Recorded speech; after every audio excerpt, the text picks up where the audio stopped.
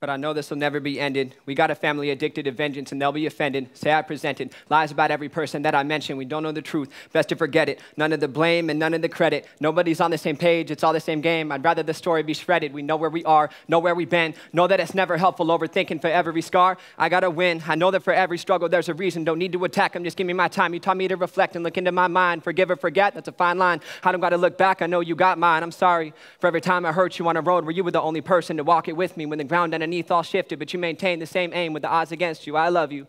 Every sacrifice that you made to ensure that I had the life you wished for in a world where you had to fight to get more acceptance from either side. And what for? You took all of the fire from both sides so nice while hurting you more. So you shine like gold in a family of blind soldiers you were nursing a war zone. Thank you for the patience you lead me with to get through when the hatred is real. I can never thank you enough, but I hope it's a start to describe the way that I feel. TEDxRichland, how are you feeling today? Thank you. That was a verse off my album, The Upside EP, dedicated to my brother Raleigh, who you are all blessed to be sharing an audience with today. My hip-hop journey, however, did not start with music. My journey through hip-hop started with a sport called battle rap. Now, rap battles look a lot different today than they did in the 8 Mile era, if that's what you're familiar with. Today, rap battles are actually a cappella rather than on a beat, and we mostly write them ahead of time rather than freestyling on the spot. So today's rap battles look kind of like really degrading spoken word poetry. And there's a lot of negativity associated with the battle rap scene, not just because the premise is that we're hurting each other for the entertainment of others, but also because there's constant references to violence and substance use and gang affiliation around the culture of battle rap. We don't host them in the safest places in the world either. So as a 19-year-old, when I got involved with rap battles, I had also been involved in a few systems, including the mental health treatment system, the substance abuse treatment system, juvenile justice, CPS, some financial resources like DSHS. I hadn't 100% stayed out of trouble as a kid, and it easily could have looked at the time like battle rap was a creative way for me to find some new trouble to get into. It turned out to be the opposite. What I found underneath that thin negative layer around battle rap was a global underground culture of love and acceptance, the skills that we had to develop to get on stage and say anything we want to each other, including personal information, like me and my friend Curtis here did, and then get off stage afterwards and be cool, were incredible. And I built a lot of career skills through battle rap, meeting deadlines, networking, public speaking, creative writing, an overlooked skill, not taking ourselves too seriously. I also had to throw rap battle events so that I had a place to do rap battles. Decided to donate all the money to the local teen shelter here in Tri-Cities, Washington, My Friend's Place. After handing thousands of dollars over to My Friend's Place, our local paper, Tri-City Herald, did a story about that work. And that article ended up landing me a job offer at a local behavioral health agency called Lutheran Community Services. I was disappointed when I realized they weren't offering me a job as a battle rapper at the behavioral health agency. But it was a role even more unique than that. It turned out that my experience in systems and having my challenges as a young person, and also using hip-hop for my own recovery, had qualified me for a role called youth peer support. Now, our technical term is certified peer counselor. That's our accreditation. I think youth peer support is a good description of what we do. For the next 8 or 9 months, my job was to partner with youth who are in systems now and support them in navigating those systems, because I've personally been there. And during really challenging times, to rely on our relationship and inspire hope in them through my own story. Now, all of this work that I've done in the behavioral health field falls under an umbrella called the system of care. And the term system of care just describes our statewide network of behavioral health services. We're using this new language to explain our system, using that new terminology intentionally to acknowledge that we're trying to do business differently in order to better meet the needs of youth in our community. My job as a representative of this system of care is my perspective. I bring my perspective to the table, having been personally impacted by systems. The interesting thing about my perspective, though, is that I work in systems now, but personally, I actually got a lot more out of battle rap than I got out of any of the systems I was involved in. And that's not because systems were wrong or bad. I had decent experiences in them. It was just because battle rap connected with me on a level that systems were never able to. The good news, though, is there's a reason for that. Battle rap impacted my life so much because battle rap automatically honors all 3 system of care values without even trying. And these 3 system of care values guide all of the work that we're doing to reform systems to better meet the needs of youth. Now, I'll share with you what those values are. Culturally relevant, youth-driven, and community-based. Of course, battle rap doesn't have to try to be these things. If it wasn't relevant to my culture and based in my community and driven by me, I wouldn't have chosen to do it. I have no idea how I made the decision to become a battle rapper, by the way. Systems, on the other hand, have to intentionally be these things. We know that we're still working to be culturally relevant when youth of color are significantly less likely to get services, despite not being any less likely to need services. We also know this because we offer one mental health system statewide to youth from 0 to 21 years of age, but only 4% of people accessing those services are in that 18 to 21 range. And I promise that's not because we don't need support during that period of our life. It's because we're still working to make services relevant to the cultures of people in that age range. I know firsthand that the fact that I have a behavioral health challenge that impacts my quality of life can create the inherent assumption that I'm also not well enough to know what I need. And we're still working through that challenge in order to allow youth to drive their services. That term behavioral health that I'm using includes mental health treatment, substance use treatment, even systems like juvenile justice, which are a response to the behaviors that we show in public. And the point of being community-based is that we want to minimize the instances in which youth get out-of-placement treatment or out-of-placement housing. We want to keep them in their homes and communities for their mental health treatment, to learn the skills where they're going to use those skills. And of course, we want to reduce the instances of incarceration. Now, the larger piece of this system of care puzzle that I have the opportunity to be a part of is my employer, Youth Sound. Youth Sound is a statewide youth empowerment organization, and part of my mission as a Youth Sound representative is to ensure that youth can lead the systems that affect them.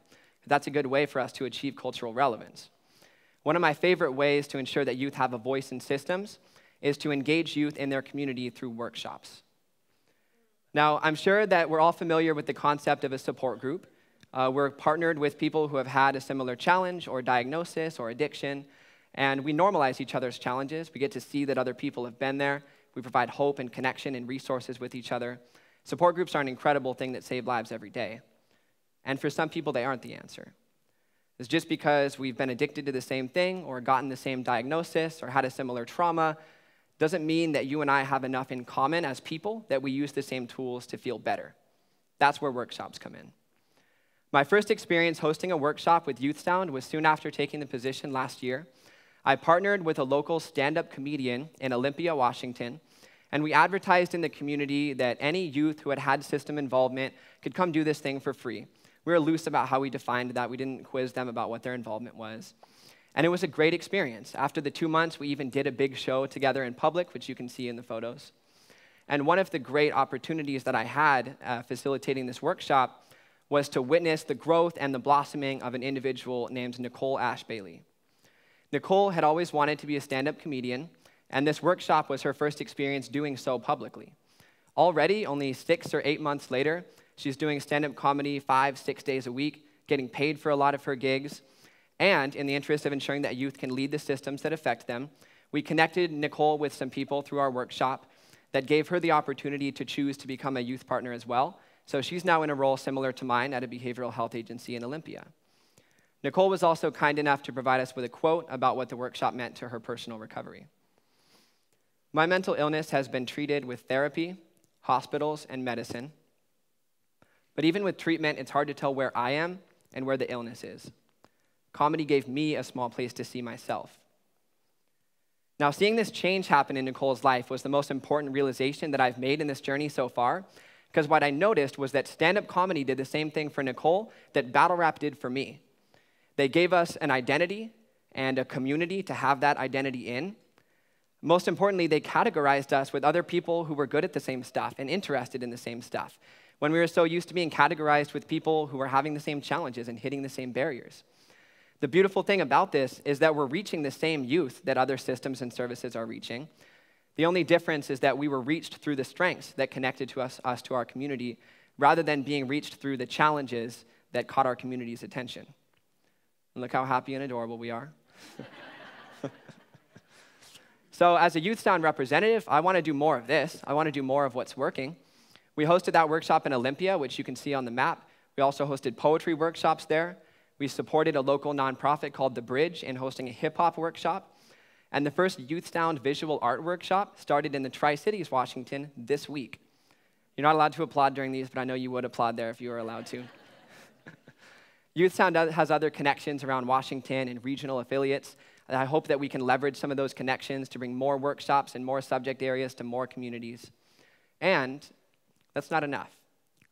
Evolving a society isn't as simple as bringing the fresh ideas to the table. That is the fun part, though. The harder and probably more important part is reforming what already is in place, ensuring the systems that are already consistently affecting thousands of youth are culturally relevant and youth-driven and community-based as well. Luckily, Youth Sound allows me to be a part of that process too. For the past 13 months, I've traveled Washington State training practitioners of the behavioral health system, including counselors and therapists, care coordinators and facilitators, peer specialists like myself, and parent partners, which is the parent equivalent of my role, even secretaries and administrators. Now, the reason that a 22-year-old rapper is qualified to train all of those roles is, first, my credential as a certified peer counselor. Peer support isn't an idea, it's an evidence-proven service. It's a Medicaid-funded service, so we're a real thing. But also the team that I travel with. So what you see in the photo is myself, Michelle, Sherry, and Andrea. This is our training team. We've all been personally impacted by services and/or worked in services in a variety of different roles. So our job as a team is to bring all of our perspectives together equally, to share holistic information about how to effectively meet the needs of youth and systems. We're able to create change through dialogue. Dialogue about how the system of care values translate to the way that we interact with youth every day and the way we design our systems. Something that's common for me to hear and talk through is questions about whether a youth's friends are positive or negative influences, or whether a youth's activities are positive or negative. I don't know if battle rap would have made the cut, so those conversations intrigue me. How can we be relevant to the cultures of youth if the first thing that we do is question their culture? And how can we allow youth and their families to guide and drive their services if the first thing we do is question the culture that they already have in place? Now, behavioral health practitioners don't want to be judgmental. I don't want to be judgmental, but I am. And what I recognize in services is a cycle of stress that makes relationship building hard, not because I see it in other people as a trainer or something, but because I've done it myself. What it looks like is if I'm working in services and I'm partnering with and serving a youth, I get to know them for a very short period of time. I want to have as big of an impact on them as possible.